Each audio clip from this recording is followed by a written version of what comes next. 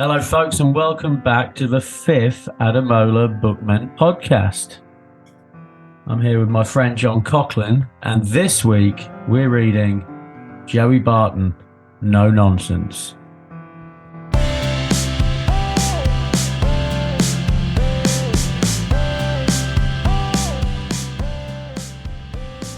Yeah, Joey Barton. We're very topical, aren't we? Maybe we can start even like the title, No Nonsense. What do you think? Is it a good title for the book?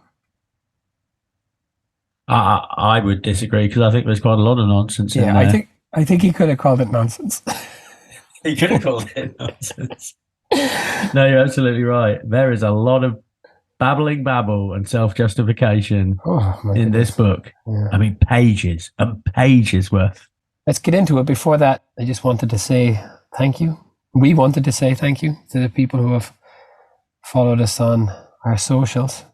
We're on Twitter. We're at Bookmen Pod, and we're on Instagram as well. The Adamola Bookmen Podcast. And I also wanted to say thank you to Dara Fenlon, who's provided the music for this podcast. There are links to Dara's music on Spotify, on our social media. Thank you very much, Dara.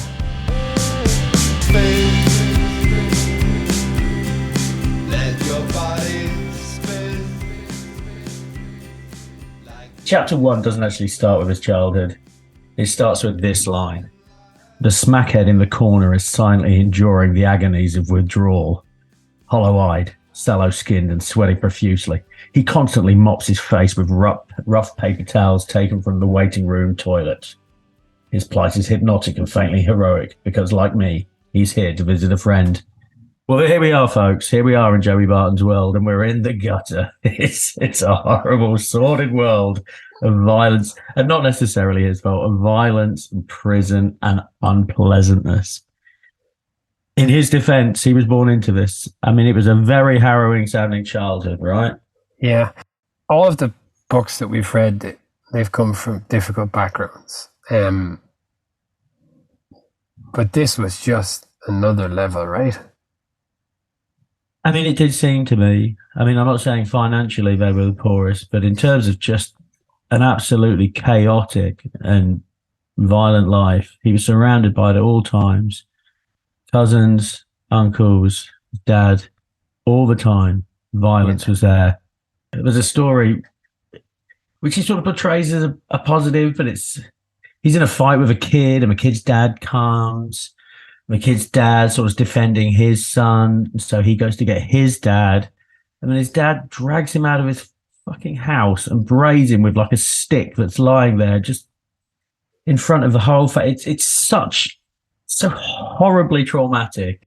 It's an ugly world he's born into. Yeah, that's like, I thought that was, just a sad kind of upbringing. Now, not to say he spoke positively about a lot of people in his life, particularly his grandmother, and who seemed to be kind of a matriarch of the family, his paternal grandmother. He spoke quite fondly of his father, even though, as you say, his father seemed to be quite a violent man. He said at one point that his father never, was violent with him and his siblings, but then he did say at one point that his father hit him. So, I guess maybe he's got kind of he's speaking in some kind of comparative sense. I didn't really follow, but anyway.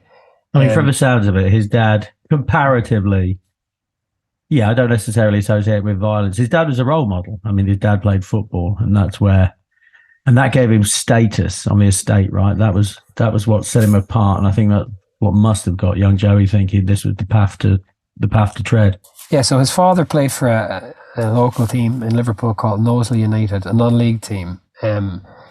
They played in a kind of a non-league final of some description in Wembley, which he didn't play in, but he did play in a game that was featured on Match of the Day. So there you go, like not professional, but not a million miles from professional football either. No, that's great. I mean, I'd be delighted if I appeared for, in any capacity, on Match of the Day. If I just saw my face in the crowd, I'd be happy with that. His dad was a boozer though, and he says at one point that he definitely could have made it, but he had the talent, but perhaps not the discipline. Yeah, having the discipline is something that Joey Barton is very, very proud that he does have. My goodness me, he tells us again and again and again about his application, his hard work, his training. My God, there is, I don't think I'd be exaggerating to say 100 pages of Joey Barton's patting himself on the back about how hardworking he is. And no doubt he is, because he wasn't fast, was he? And he's not tall. So I guess he had to work very hard to get where he was, but my goodness, he's aware of it. Yeah, so he sees himself, I think, as an outlier in a kind of a world of outliers. He says that every professional footballer is kind of mad, which was an interesting kind of part of the book. He said that they're all kind of obsessed or extremely talented, but they're not normal people. Footballers are just manic kind of obsessives or whatever. Kind of contradicts himself a bit later on when he describes particularly, well, disinterested players, but he singles out foreign players for that. But foreigners. Yeah, he is. Yeah, but he sees himself in this world of people who are kind of pathologically driven and single-minded. He sees himself as, always going further than everyone else. Do you think that's true? Do you think all footballers have to be that way? Like, on the basis of what Joey says in the book, I don't think so. Because, I said, that's it. I think maybe Joey Barton had to be that way to overcome his lack of height, his lack of pace. But I think there are probably naturals who don't take such a black and white approach to their football as Joey does. He's absolutely crazy, right? Like he says, he says, I literally keep a black book on his own teammates, not even the people he's playing against. And this is to keep track of their weaknesses so he can exploit them in the event of some kind of conflict in the future. Who was it he had to get rid of? Kevin Horlock. Bang. Ali Benabia. Bang. Who else is there? Old Isle Berkovic. Bang. Some kid in the youth system. Bang. They're all dead. I think he calls them dead. Dead. You're dead to me. You're dead to me. You're dead to me. Yeah, wow. What a character. And he was at Everton, his boyhood club. And he was a fan, like, growing up. Do you remember this Lilleshall School of Excellence? I remember reading about that when I was a kid, all right? And certainly footballers of a certain age, they all went there, right? Gerrard was there. Owen was there. So he was, another common theme in the book is like how something almost happened, but he didn't get it because, he was misunderstood or he was unfairly treated, really. Let's get it in now. There's a lovely moment where he goes on the pitch with Xabi Alonso, and I've got something against him and he's got something against me. He thinks that I smashed his head and knocked him out. I think that he stopped me playing alongside Steven Gerrard for Liverpool, which would have led me to play for England. One thing is real, Joey, where you smash someone's head in. The other thing is totally in your head, where sorry, fucking Alonso, if it wasn't for him, I would have played alongside Gerrard for Liverpool and probably got more recognition at the England level. Yeah, I reckon he's got the bigger gripe against you, Joey. But again, we're jumping ahead of ourselves. I just thought that was a very funny line. Yeah, it's just brilliant. Absolutely brilliant. Anyway, so when he was at Everton, he nearly he was whatever clubs send the players to be considered for Lilleshall, this school of excellence that existed and then no longer exists, like an English Clairefontaine, wasn't it? That was the idea, I think. Exactly that. So he was at Everton, and his gripe here was that he was asked to play various different positions in the kind of training games and they overlooked him as a result. And then got let go by Everton. Size was an issue, although he's also very slow. So this is what he says himself, that he was slow and small, so he tended to be overlooked. So he got booted out of Everton. Here we see a bit of a Barton steal, of which he talks about a lot. I mean, this is really a little cry. I think he's at pains to point out it wasn't for very long. And then he knuckled down. He wasn't going to let that get him down. He'll work harder. He'll do better, and he'll make it. He used it as something to spur him on. So good for him.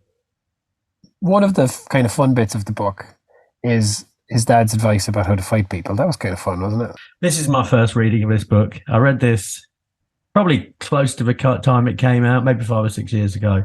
What I did take from it, which which I've not ever used in practice, but theoretically is the advice his dad gave for fighting. What you got to do, you got to pull your opponent's shirt over their head. You got to keep your head down. You got to keep his head down. You got to keep punching up. His shirt's over his head, so he can't get you. You keep getting it, get it until whack, you get him on the jaw. Now, I'm not a fighter, but I have described that technique for fighting to my wife. Describe how I'm a tough guy, and she believed me, and she was like, "Oh wow, oh." We got in a scuffle. I was like, "Don't worry, darling. I know what I'll do. I'll pull the man's shirt out over his head. I'll get my head down. I'll keep him locked down, and I'll uppercut." Yeah. So good advice from his dad. Not all bad there. He went from Everton to City, and that's where he kind of made it. When he kind of got near the first team, he started observing first team players. Like, this book is absolutely humorless. There's not a joke in there. But there are a couple of things that I observed that I guess are funny. And one of them was his description of Pierce preparing for the game. That was kind of fun, wasn't it? Do you remember? His underpants and his shin pads, just working himself up, baby. Yeah, he was. You don't tell Piercy, I mean, like, shit, Pierce in a pair of underpants and shin pads. That's pretty impressive, isn't it? He does learn from the senior pros. He's very proud of the time he snuck in to sit with Peter Schmeichel whilst he was getting a massage, and asked him all the questions. And Peter Schmeichel told him he'd not had a bad game in 4 years. You know, he may have made mistakes. He may have let goals in he wish he wouldn't have wanted to. But he hasn't had a bad game in 4 years. And that's a great mentality, isn't it? And you can see that Schmeichel would have that, right? Yeah. The incident of what ought to have been his debut was quite fun, wasn't it? All right, so let's go on. So Joey Barton's, in quote marks, debut. The year was 2002, 23rd of November. He came in to find his name on the bench. His name's on the bench. He's number 41. The game's going. Keegan, come on, Joey, warm up. You're going on. Obviously, this is the big moment. The big moment. I'm ready to go. Hang on, where's my where's my shirt gone? Someone stole his shirt. Someone nicked his shirt, and Ali Benabia got on instead. Like, tough break. He didn't get called up again for 5 months. I mean, that's a long time. That's a long time to be thinking about that. But they were going to sell him to Scunthorpe. Like, that would have been a serious downgrade. But luckily for Joey, he damaged his inner ear going up for a header and spent 6 months in a spinning room instead rather than going to Scunthorpe. Not all bad though, because this gave him the opportunity to get into the Smiths. Yeah. Are you aware that Joey Barton has appeared in a Morrissey video? Oof. Well, you know, given his recent turn in right wing politics, it's. Those two would get along, I think. Yeah. So this car accident wrote off his car, but one of his friends in football lent him 23 grand for a car. Who was that friend? Lovely old Robbie Fowler, or Bob as he calls him. No, not called fucking Bob Fowler. That's ridiculous. Bob Fowler works on an allotment. No, it's Bob Fowler. It's not Bob Fowler. I'm not having Bob Fowler. That's absolutely outrageous. Hey, look, Bob to his friends. Apparently so. Eventually, he does make his debut, April 5th, 2003, versus Bolton. The next game he plays in Middlesbrough, he man marks Juninho and he gets man of the match. He is away. Gonna fly now, as he says. Yep, interesting. And it's at this point that, I mean, he confesses, he starts to undermine Keggy. And Man City are going a horrible, horrible stretch and don't win for 3 months. But there's a few instances where he does this kind of thing, where he just actively tries to, like, as you say, destroy colleagues, teammates, whatever. But fair enough, to some extent. I've never heard that before, but I suppose these guys are in competition. But yeah, also a few times with managers, just actively, and like, this is his first team experience. Yeah, he's a kid at this point. There's a point where he says, perhaps it wouldn't be the worst thing. Me and Richard Dunn decided it wouldn't be the worst thing to have Stuart Pearce as manager. And then that's what they engineered. Yeah, it's crazy. Absolutely crazy. Barton kind of writes this book as though he repeats over and over again how he's kind of changed and he's reformed and he's seen the errors of his ways. Like, when you read that for like the 25th time, you're like, I'm not sure about that. But what is interesting is he's reformed, that was a different me. I'm a changed man now. But he's never, in his own recollection of anything, ever wrong. It was always someone else to blame. It's always someone else to blame, no matter what happens. And Yeah. that's what we're getting on to now, isn't it? Yeah, well, exactly, yeah. So if you're unfamiliar with the name Jason Tandy, Joey Barton's very, very happy to tell you who he is, isn't he? Yeah. So they're on a Christmas night out. Everybody is burning each other's clothes, which is fun, obviously. And then the night kind of moves on, and people aren't burning jackets anymore. But Tandy comes back and does it to Barton in front of people like Fowler and Richard Dunn, these guys that he looks up to. And yeah, Barton doesn't like this, so he launches it. There's a quote here. For the record, I never intended to stub that cigar out in his eye. Yeah, well, a lot of things.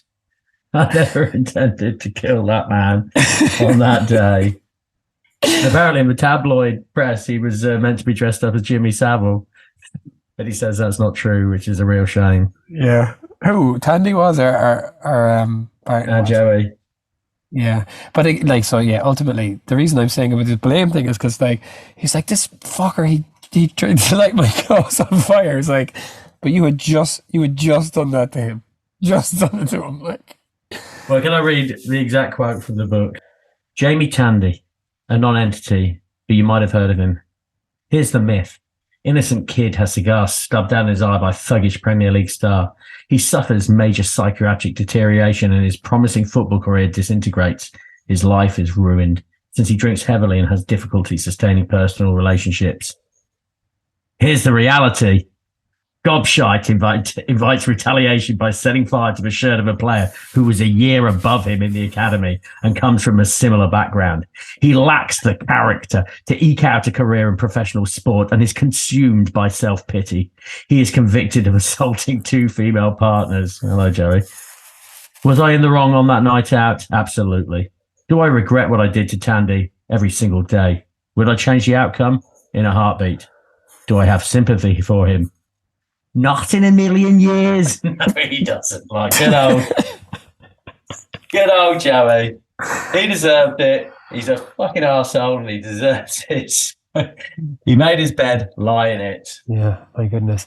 But that was the end of Tandy anyway, cigar in the eye. There you go. But yeah, they come thick and fast at this stage. And this is... They go to Bangkok. Like, apparently football teams should just not go to Bangkok. There's a tip for any team, because they all seem to get in trouble in Bangkok. But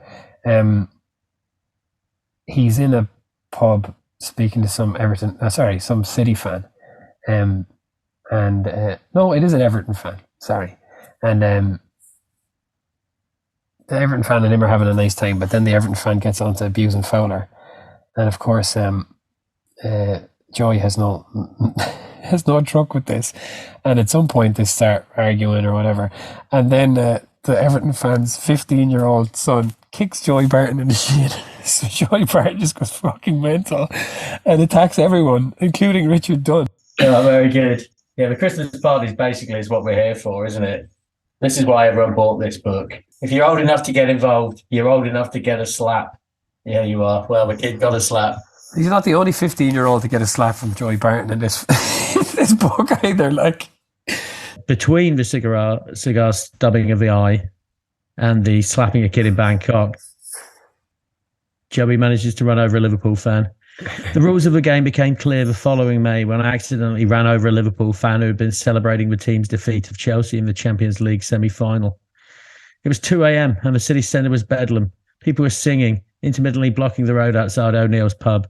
I'd watched a game with some mates, but I hadn't been drinking. I tried to swerve to miss the fan, heard that dreaded resonant thump, and stopped immediately. Yeah, so it really was a bad few months for old Joey there.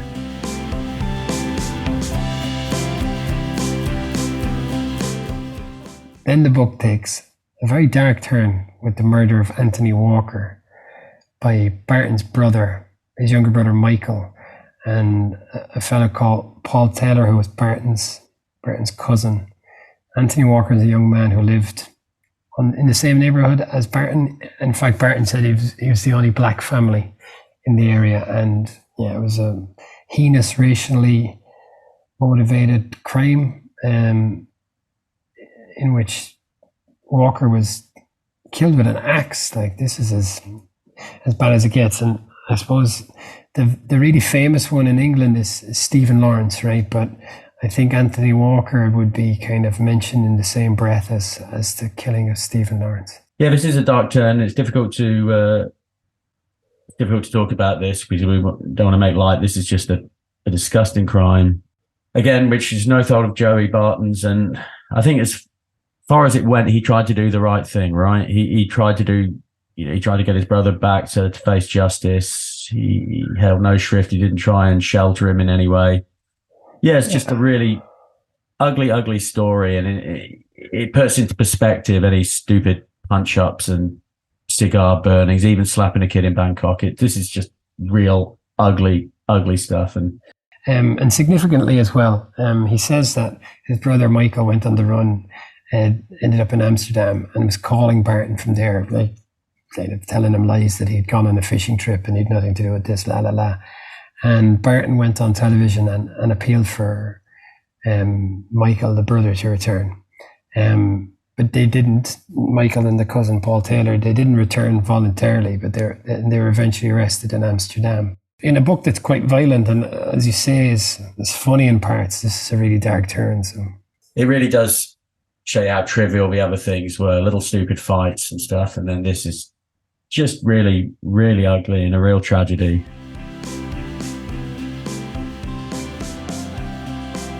What Barton does then, like, it's such a clunky, like, you know, the book takes this turn into this really dark chapter, and then he tries to come out of it in quite a clumsy way with this description of this kit man.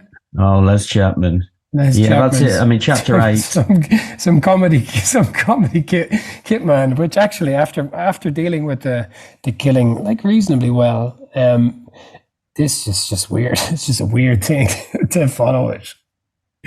So yeah, Les Chapman, here we go. I mean, I've got some quotes here. Les Chapman.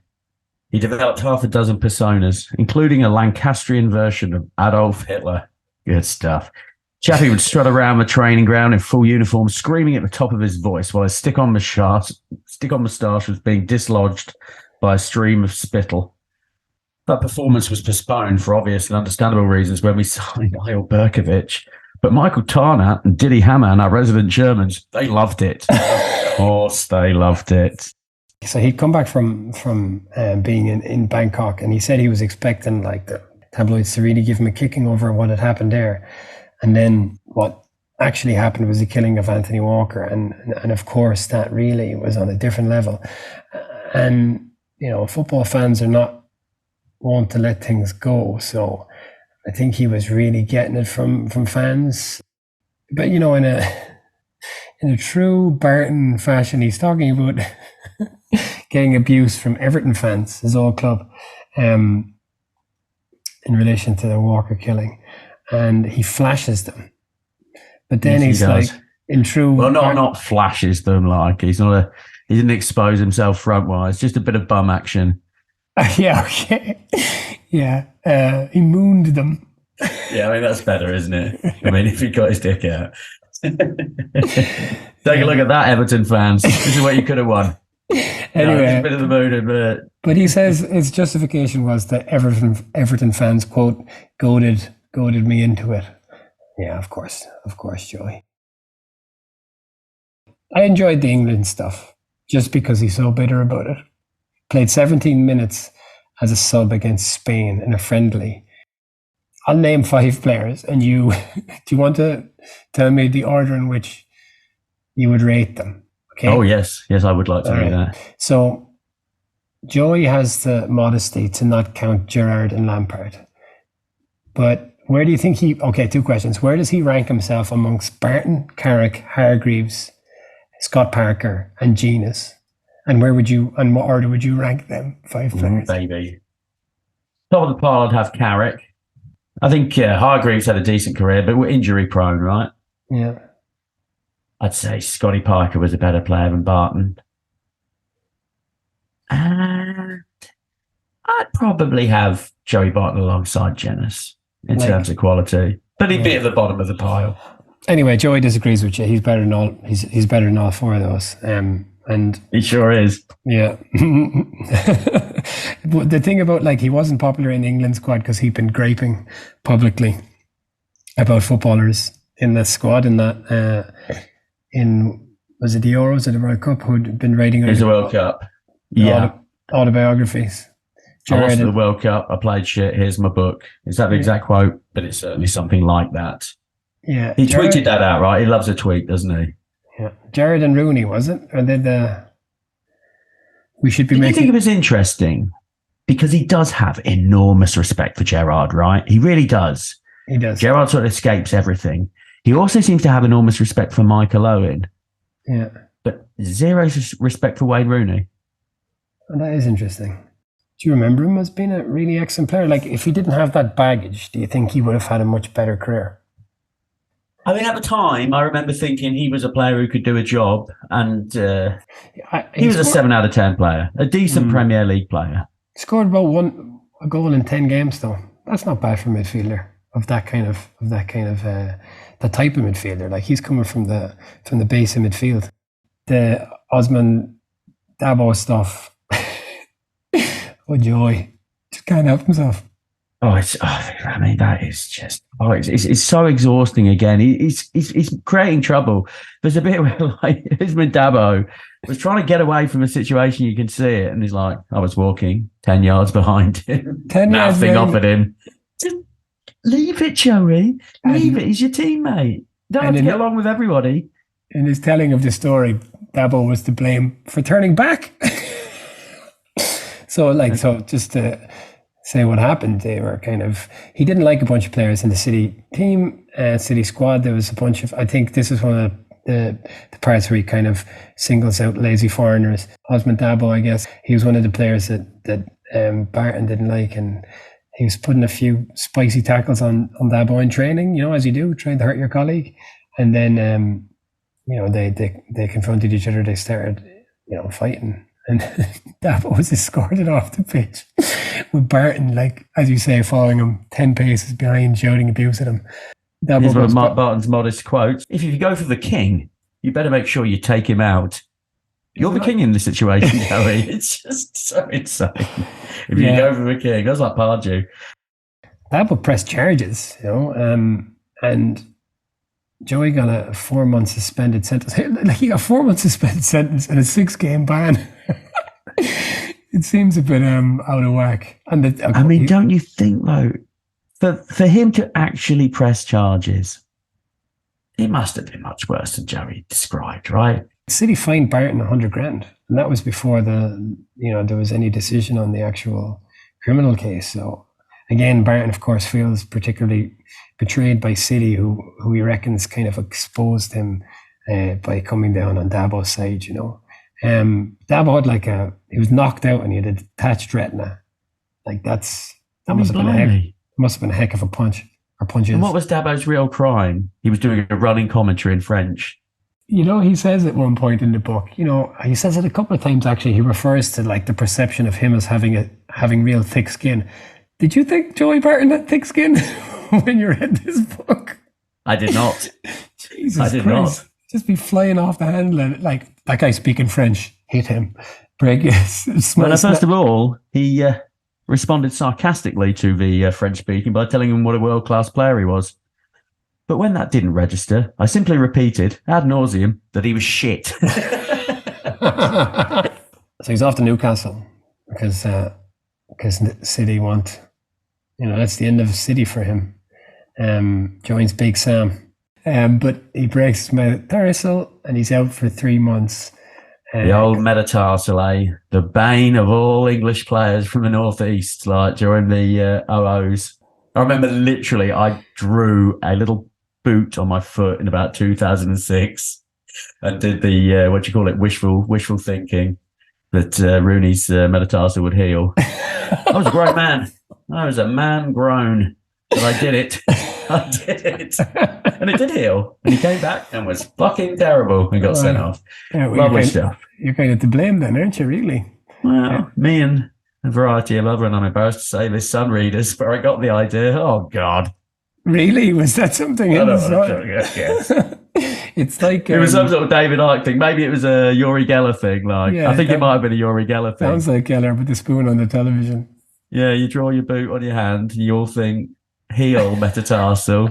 Worth a go, Johnny, wasn't it? Worth a go. Yeah, that is good. I genuinely did. Ugh. Okay, and then, so Joey is in the depths of depression. He's out for 3 months. His career is kind of not in tatters, but I suppose he's not lining out with Liverpool and England as he feels he ought to have been. And he goes on the piss in Liverpool. And for the second time in the book, he attacks a 15-year-old. He was only 15. He was only 15 years old. Come on, Joey. Stop hitting kids. I mean, you're never going to get sympathy with that. But they were. And what's fun was, I mean, he got arrested, right?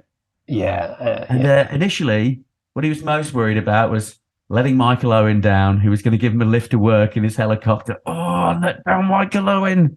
I mean, he really does. He rates Owen as a person. He loves him. He's like sitting in prison going, the worst thing about this is I've let down Michael and his helicopter. There you go. There was a point, I think it's later in the book, where Mike Ashley offered to lend him his helicopter. That was fun. I like that. And then he gave him a big fucking invoice for it. You owe me this now, Joey. Yeah, he didn't like that. So this is when... So he's already got a 4-month suspended sentence with Dabo. And then he's charged. So he's in McDonald's and some scallies, I think he calls them, are winding him up. He's out with his cousin and some friends and his cousin Nadine. And of course, in the Barton telling someone is to blame, someone kicked Nadine. Joey goes for one of the young lads and he wakes up in prison. The prison stuff was okay though, wasn't it? If you will allow me. I mean, the opening paragraph to his prison chapter is absolute gold. Des O'Connor and Carol Vorderman inadvertently helped me through the inevitable existential crisis. I was watching them co-host Countdown. By the way, Des O'Connor, worst ever host by a country mile. I was watching them co-host Countdown, the TV game show, after a fitful first night and an endless first morning in Walton Jail, when my cellmate returned from his duties and switched channels without a word. The challenge was primal, as far from the mental gymnastics with numbers, vowels, and consonants as it gets. In such a harsh, enclosed environment, you are quickly categorized as victim, survivor, or enforcer. No one fucks with Joey's Countdown, mate. Yeah, and it turns out that the fellow who came was totally, turns out he was actually totally fine. Yeah, he was absolutely fine. After the primal challenge of having Countdown turned off. Just Joey with his thick skin sitting there, absolutely flipping out over his Countdown. Yeah, I was sitting there the other day watching Jeopardy, and in walks my daughter. The challenge was primal, isn't she? And she wanted to watch Jelly Ben and Pogo. This was as far from the mental gymnastics of Jeopardy as I could possibly see. I can't back down in that situation. Somebody needs to be put in their place, and I had to tell you, I had to put my daughter in her place. Yeah. He started at one prison, Walton, and then he was transferred to Strangeways. How the fuck is this chapter not called Strangeways? Here we come. How the fuck famed Smith's fan, and he ended up in Strangeways. The chapter's called Inside Out. Come on, Joey. Open goal, lad. There's your 1 in 10 goal record. Can't even poke it in from there. Maybe Joey's, maybe it's the Alan Partridge thing. What's your favourite Smiths album? The best of the Smiths. He was also in prison this time with a cousin who stabbed a kid at an 18th birthday party, killed him, but he avoided him in prison. Crikey, Joey Barton's family, eh? Crikey. Yeah, wow. So then, he's back at Newcastle and he's got old Kevin Keegan again. Yeah, because he's already pulled the rug out on once, hasn't he? Ashley comes in. Keegan got thrown out. Keegan sued Ashley for $2 million. That's nice. Good for Keegan. I mean, I root for Keegan in all circumstances. I want him to do well. Remember that when Joe Kinnear came back? That was absolutely bonkers. JFK. Have you ever, in your lifetime of watching, reading about football, heard anyone say a nice thing about Dennis Wise? No. What's going on there? He must be the biggest prick in football. I mean, he clearly is, isn't he? Remember, like Scholesy said, he used to like when he'd scrape down his studs, he'd knock you over, and then he'd pick you up, and as he picked you up, he'd be like pinching you on the like sensitive part of your arm, just gnarly, a horrible bloke, And okay, well, this is fun, isn't it? Because then Shearer comes in, but Shearer and Dowie, which is relevant because Joey, old boxing glove face. Yeah, that is funny. Picking on Dowie, the lowest hanging fruit in all of football, isn't it? But Dowie is a rare footballer because didn't he essentially put a word in the English dictionary? Yes, I believe he did, Johnny. Yeah. Do you want to tell me what it is? Bounce back ability. There he goes, lad. That's a good word. That's a great word. So Shearer has them all doing like double sessions as it's getting towards the end of the season. And Barton says, we should be resting and working on tactics and this kind of thing. And football, I suppose. What was funny was, as you say, he loves Michael Owen, and he describes Ian Dowie lecturing Michael Owen on how to score goals. That was fun. Barton was out with this metatarsal injury, and he comes back, and he plays against Liverpool on cortisone, but he gets sent off. Of course, he has to put in all of the mitigating factors early, but he gets sent off for a deliberately bad tackle on Alonso. And we talked about this earlier here because Alonso stole his life, And he gets in the dressing room afterwards. Shearer accuses him of trying to break Xavi's leg. We've seen it so many times. He can't deny it. Of course, he was trying to hurt him. Of course, he was. And of course, Joey sits quietly in the corner then when Shearer attacks him. No, that's not Joey's style. He gets himself suspended from the ground.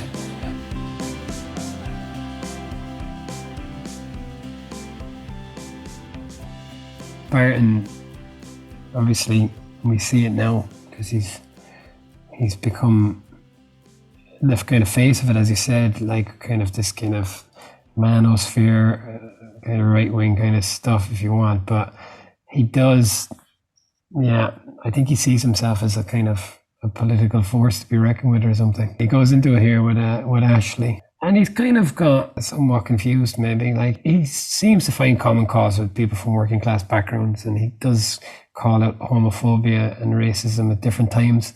Maybe that's tokenistic or not, who knows? We'll take him at his word. But he also hates the media. He doesn't particularly seem to like foreigners. Or women. Yeah. He says at various points how left-wing and liberal he is, but, yeah. I mean, I believe he believes in unions and stuff. I think himself and the left have diverted paths at this point quite dramatically. Yeah.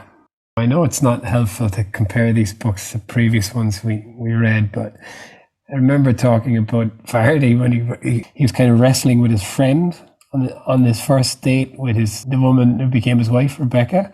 But there's Barton does something similar, but it's just a lot more menacing. So on his first date with Georgia, he ends up on the street fighting a fellow diner. How was your date? Yeah, it went well. Yeah. He seems like a nice guy. And then he mentions that friends from Liverpool, connected friends, I suppose, they managed to identify and track this man down and call him up. And then the man had to call Barton and apologise. That would be hard to swallow, wouldn't it? That would be very difficult. Hi, Joey. I'm really sorry. I'm really sorry for what I did. You weren't at fault, and I underestimated your mental strength. Do you know what I find annoying? He talks about what he thinks about people, but he never gives us kind of the juicy morsels that we really crave. So he talks about rumours from Alan Pardew's private life, but he doesn't say what they were. That's annoying, isn't it? You think maybe he did say what they were, and lawyers said no? Do you reckon Do you know Have what you any inkling of anything untoward about Pardew, other than being a bit of a knob? There was that story about him taking a dinner off another diners, like he was eating with someone and took the steak off the other fella's plate. So he's obviously a fucking lunatic. But just let your dinner. When you're a king, you can do anything, right? That's famous. Pardew again kind of comes in and goes out very quickly. Not much to say about Pardew. I did enjoy the Warnock stuff. Joey Barton's take on Warnock is that Warnock is not the straight talking Yorkshireman he wants you to think he is. I mean, I can't imagine a straighter talking than old Neil Warnock. See, the thing is, if anyone disses Joey, that just makes them terrible, right? If you don't like Joey, then that's because they're an awful person. Yeah. I'm not saying Warnock's a great person.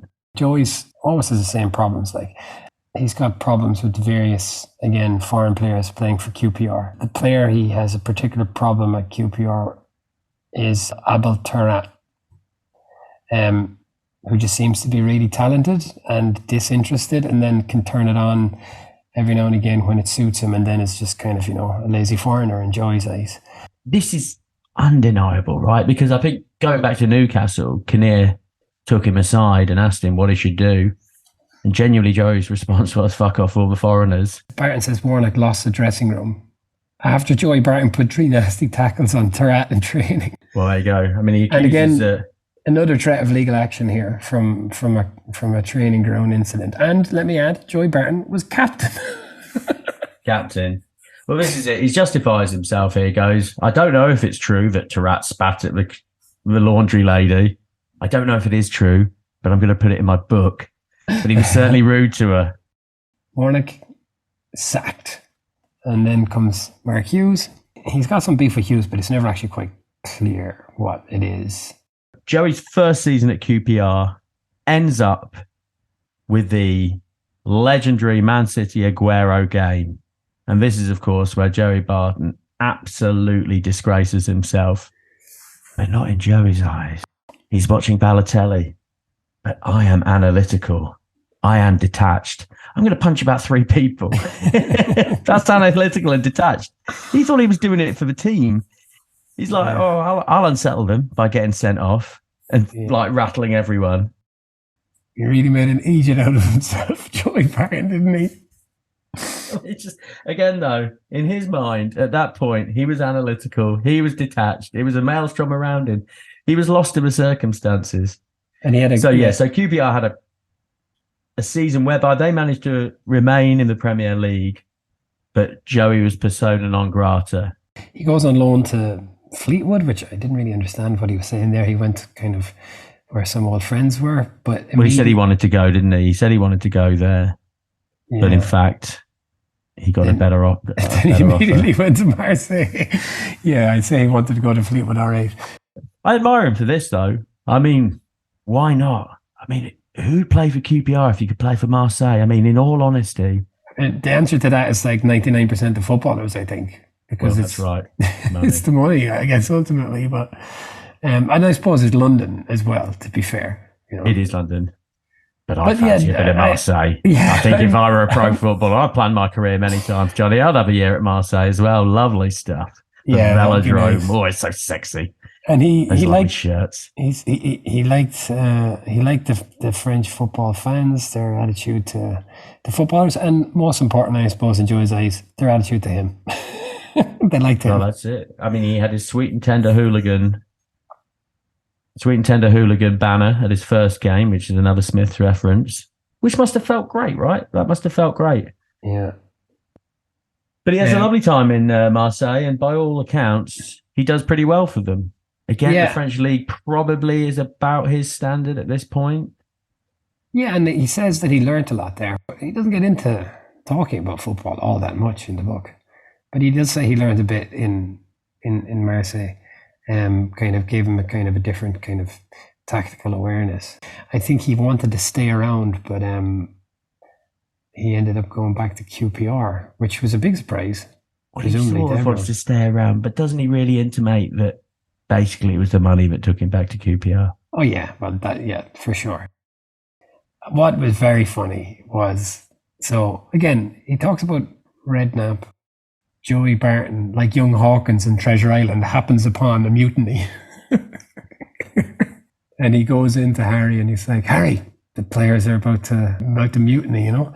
And but Joey, on this occasion, for whatever reason, maybe because he wasn't the principal plotter himself, he jockeyed himself as some kind of go-between. And I think actually the managers that Barton ends up liking are the ones who give him a lot of control.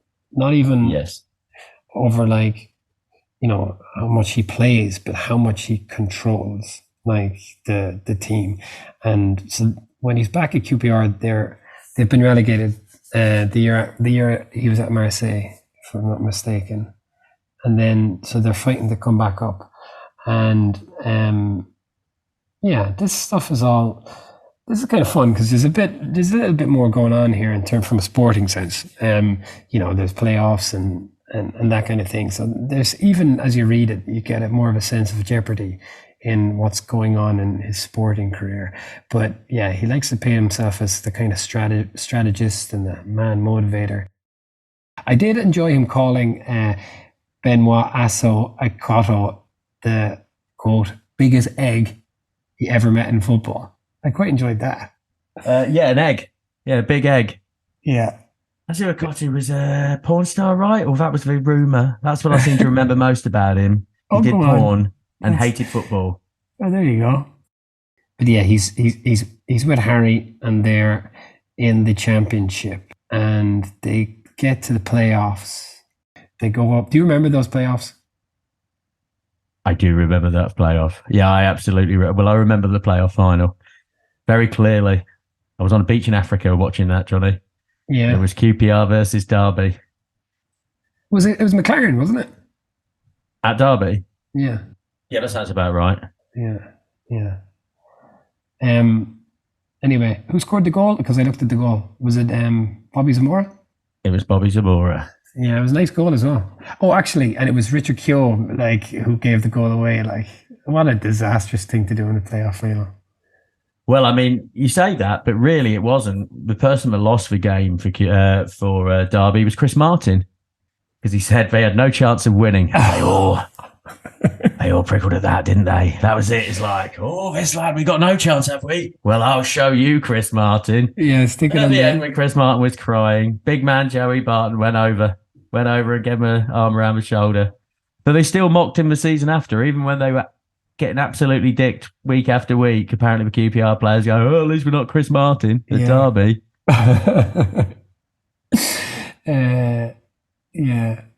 He also at QPR that season gives Harry some straight talk. I don't know how you've done it, Harry, but everyone thinks you're a cunt. Oh, hello, Joe. Would you like to come in? From QPR to Burnley. I wasn't surprised. Well, maybe I was surprised to learn that he liked Sean Dyche because he didn't like any managers really, but he loves Sean Dyche. He fucking loves him. Well, again, that would have been a coup, I would have said, for Burnley at that point, right? I mean, Joey Barton was an established Premier League player. He would have done great in the Championship. I think that's his true level, right? I think that's his true level. He would have been an excellent Championship player. I think in the modern game, he would have been a Championship player. Yeah, and I guess Dyche is kind of a man's man, isn't he? And significantly for Barton kind of intimates, certainly in the book, that Dyche kind of let him be that kind of main organizer in the field and in the dressing room, that kind of thing.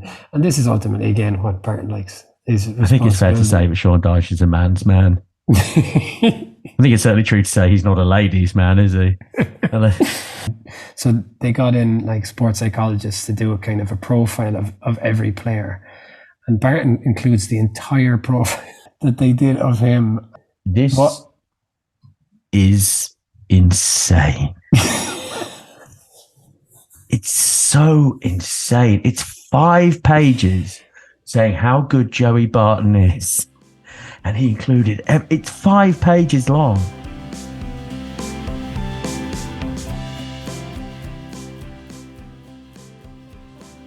Considering his background, the fact that he has a 10-year professional career where he earned that much money has to be respected. Yeah, he had so many opportunities to go completely off the rail. And when he did on the whole get himself back. And like, you know, you say his his background, which is, like I say, from this absolutely incredibly violent family situation, but also as a player, slow, small. Yeah, he's a plucky underdog, is Joey B. But he's just so bloody difficult. He's so bloody difficult. If he could have he's one of those people, and this is what he's deeply proud of. It's like someone on Big Brother is like, you know what I mean? I say what I think whenever I think it, and they think that's a good thing. Yeah. And they're the worst people. They're the worst. You can't just say what you think. That makes you a sociopath. You have to keep it inside, dude. You might think they're all arseholes. Just don't say it. I mean, we all get confronted with people we don't like at work. Just keep it inside, son. It's being professional. It's not even that he says what he thinks. He physically assaults the people, the colleagues that he doesn't like. The book peters out in the same way, I guess, Barton's career petered out. And the thing about Barton is that it's all of this, the world is out to get him, and he's unfairly treated, and I've really reformed, but the other person was wrong and I wasn't to blame anyway. And, I suppose that's fine if it's like a couple of times, but it must be 15 times in the book, No, well, absolutely. He just nobbles himself time and time again, like it. And if it doesn't, he just keeps trying, right? Sticking a cigar out in someone's eyes, not enough. I'll knock over a Liverpool fan. All right, still not good. You want more? You want more? I'll punch a player. You want more? I'll punch a kid. I'll punch another kid. Yeah. He goes to Rangers, right? But he goes to Rangers, absolutely. And he writes a lot about the proud traditions of Rangers. There's quite a lot about it. Yeah. His thoughts on playing football up there. And then, what did he last 5 games? He was suspended for a 3-week training ground incident at Rangers as well. Well, I mean, that's is that even in the book? Is it even in the book? I don't think so. Yeah, I read about that on Wikipedia. Some guy called Andy Halliday. Joey got 3-week suspension from Rangers. So yeah, like you said, maybe at times he's not entirely truthful. So yeah, the Rangers thing only lasted 5 games, largely because of the gambling, but maybe also because of him just doing Joey Barton things. Interesting, isn't it? I mean, you can punch and kick and hurt as many people as you like. You can come back. But you make a few bets. 18 months, lad. 18 months. Yeah, and actually on this one, so I think everybody is willing to be sympathetic when Barton makes the obvious point that like football is so hypocritical, right? In that like players, Ivan Toney, I guess, is the big example recently, and then the couple of players in Italy recently as well, right? Can I just interject there? Ivan Toney. Do you know what his middle names are? No. Do you not know this? No. Anyway. He is Ivan, Benjamin, Elijah, Tony. What are his initials? IBET. That's true. That's nice. It's giving it away. He never stood a chance for that. He never stood a chance. Nominative determinism. But with Barton, I think, I want to be sympathetic. But, he mentions in the book, he plays 15,000 bets. This was 15,000. In 10 years. That's 1,500 bets a year. Like 5 a day. Okay, I don't know. Like maybe if you're a footballer, you got a lot of time. But sorry, what I was going to say is that like I think everybody wants to be sympathetic, and like when a footballer makes a point of how hypocritical football is here, because you can't watch football without seeing things about gambling, and then these guys get suspended for placing bets. But 15,000 bets, including betting against his own team, and that's a big problem.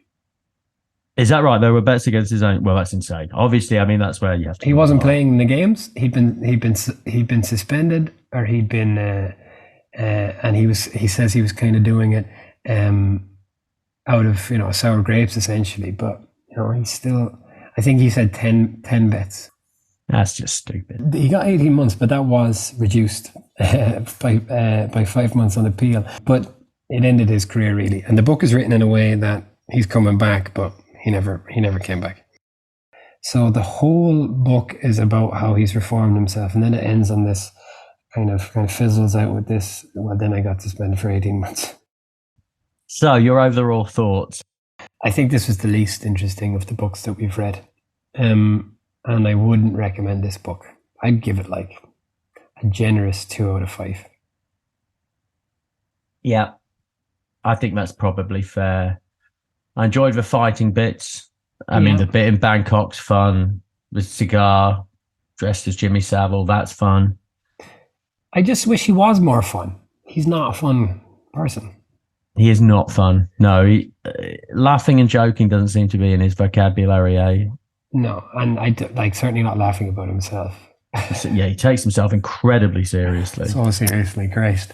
When we said, let's do this particular book, I was interested because he's not even a divisive character. I think most people are agreed.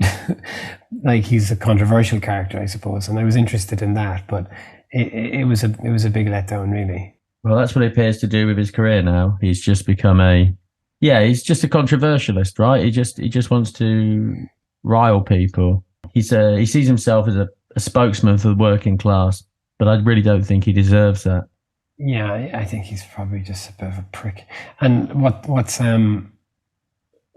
concerning, I suppose, is that, you know, at one point in the book, he kind of compares himself to Conor McGregor. And both of these individuals recently have been doing similar stuff, in the sense that they've kind of been involving themselves with kind of like questionable politics, we'll say. And I think both of them are similar in that they seem to be individuals who need the oxygen of attention, you know. And I think an idle Joey Barton is not a good thing. I think he is, for all the things he said about his work ethic and all the rest of it, I think he needs stuff to do, Joey. And I think he will busy himself one way or another. Well, that's it, Joey. Yeah, Joey's now become sort of like football's Andrew Tate, right? He's football's misogynist. And I tried to avoid his recent proclamations in order to read this book with a more open mind, because he's getting worse, right? Yeah, well, I suppose if you're someone like Barton and you have this behavioural kind of tendencies where he keeps getting himself into these terrible scrapes, you know, in sports and outside sports. But he has one thing that will pardon him, and that's his ability to play football. But that's gone now. So, you know, like... Yeah, that's it. And he's not a manager anymore. No. And he never will be. His win percentage is about 30% at Bristol, Rovers and Fleetwood Town. So this is what he's got left now, isn't it? Yeah. And thank you very much, everyone, for listening. Please follow us on Twitter and Instagram, and please tell your friends. Yeah, and if you have any suggestions or any interesting autobiographies you'd like us to do, we'd be delighted to receive them. Yeah, absolutely. All right. Well, thank you, Al. Thank you, Johnny.